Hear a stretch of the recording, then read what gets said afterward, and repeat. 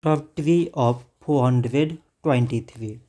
So 423, it can be written as 3 times 141. 3 times 141 means 423. So now 141, it can be written as 3 times 47. 3 times 47 means 141.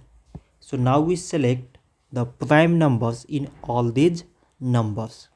So prime numbers here is 3, 3 and 47. So we can write 423 is equal to product of all these prime numbers, that is 3 times these 3 times 47. So this much for today, and thanks for watching.